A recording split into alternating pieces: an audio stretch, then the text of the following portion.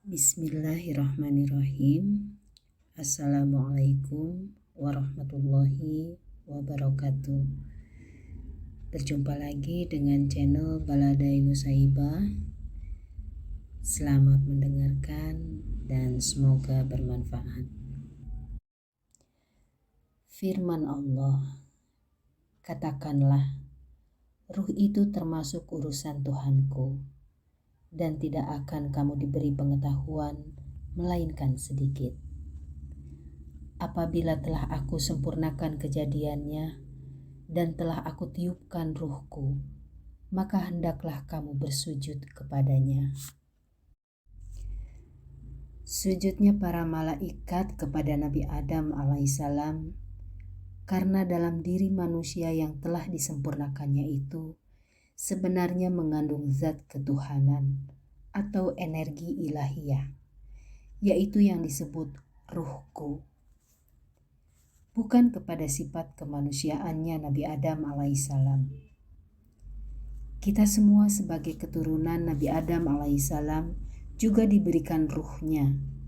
Ya, ruh yang diturunkan oleh Allah kepada tanah yang dibentuk rupa adalah berasal langsung daripada tiupan ilahi yang suci yang membawa misi memelihara serta mengendalikan bumi khalifatullah.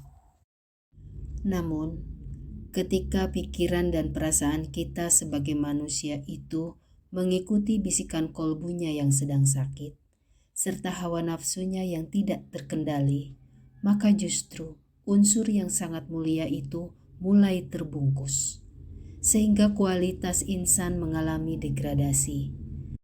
Akhirnya, kesadaran diri kita jatuh pada lumpur tanah, sehingga ruh suci itu nampak gelap dan tidak bersinar lagi. Ia tidak mampu mengendalikan tubuhnya, sehingga yang mengendalikan tubuhnya adalah setan.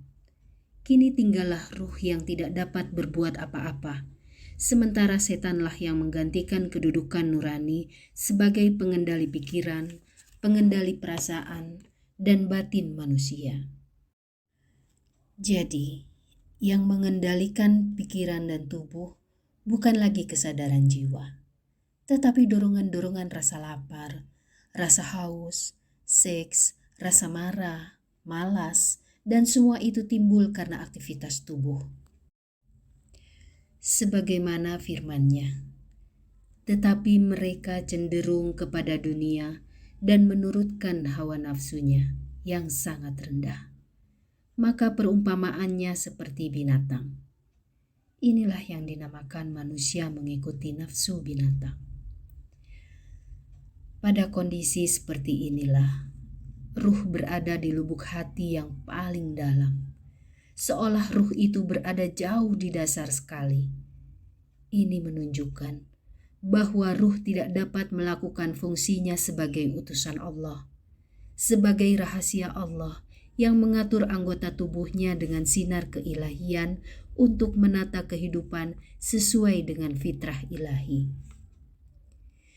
Secara hakikat, ruh suci inilah Al-Quran sejati yang tidak tertulis dengan tinta dan tidak berupa dengan suara, sehingga keabadian firman-Nya tetap terjaga karena tersimpan di dalam kalam yang sangat suci. Firman Allah, sesungguhnya Al-Quran itu adalah ayat-ayat yang nyata di dalam dada-dada orang yang diberi ilmu. Dan tidak ada yang mengingkari ayat-ayat Kami kecuali orang-orang yang zalim. Jadi, seharusnya diri kita terus berjuang menemukan kembali unsur yang akan menjadikan bahwa kita sebagai makhluk yang paling mulia di alam semesta ini.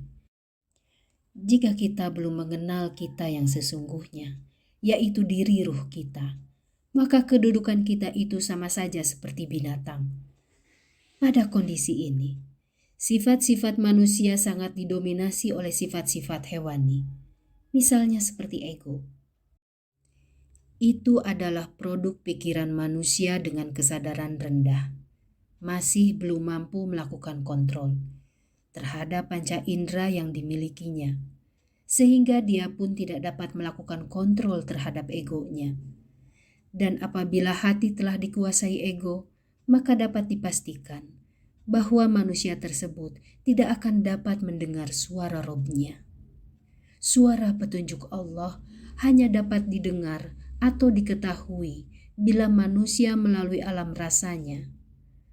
Karena itu, pada kenyataannya, banyak sekali di antara kita yang artinya telah diselubungi oleh ego yang beranggapan bahwa suara ego tersebut adalah suara petunjuk Tuhan yang diberikan pada dirinya.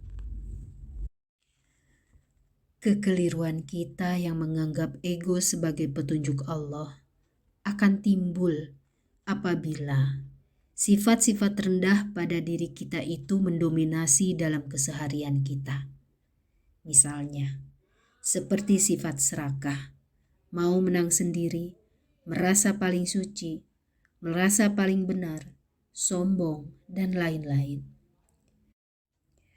Hatinya tidak akan merasakan tenang dan damai, karena ego tidak mengenal batasan kata cukup, hingga hidupnya selalu dipenuhi dengan kecemasan.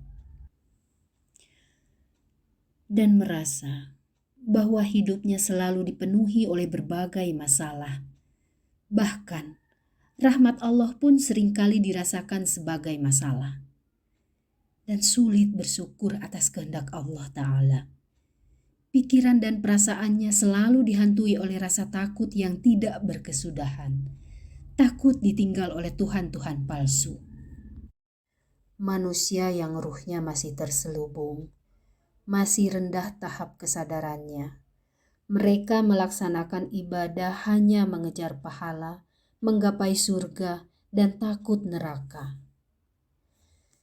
Kebanyakan kita tidak menyadari bahwa beribadah bukan untuk mengejar pahala, tetapi sebagai training atau latihan untuk menyambut derajat ketakwaan dan kesejatian diri yang sesungguhnya, sehingga menjadi manusia yang mampu menjalankan hidup dalam kepemimpinan ruh yang hidup. Ya Tuhanku yang mempunyai kerajaan, Kau beri kerajaan kepada yang Engkau kehendaki. Dan Kau cabut kerajaan dari orang yang Engkau kehendaki. Kau muliakan orang dari orang yang Engkau kehendaki. Dan Engkau pun menghinakan dari orang yang telah Engkau kehendaki. Di tangan Engkaulah segala kebaikan. Sesungguhnya Engkau Maha Kuasa atas segala sesuatu. Engkau masukkan malam ke dalam siang, dan Engkau masukkan siang ke dalam malam. Engkau keluarkan yang hidup dari yang mati, dan Engkau keluarkan yang mati dari yang hidup. Dan Engkau beri rizki kepada siapapun tanpa perhitungan. Mudah-mudahan kami semua termasuk yang Engkau sukai. Amin.